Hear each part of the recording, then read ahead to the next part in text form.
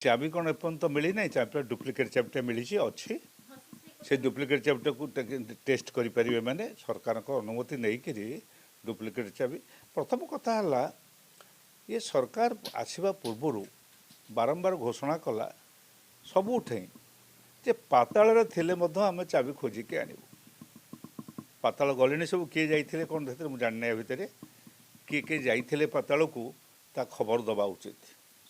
ଓଡ଼ିଶାର ଜନସାଧାରଣ ଜାଣିବା ଉଚିତ ଯେ କେଉଁ କେଉଁ ଲୋକମାନେ ପାତାଳକୁ ଯାଇକରି ସେ ଚାବିକାଠି ଖୋଜିବାକୁ ଯାଇଥିଲେ ବା ପାଇଲେ ନା ନ ପାଇଲେ।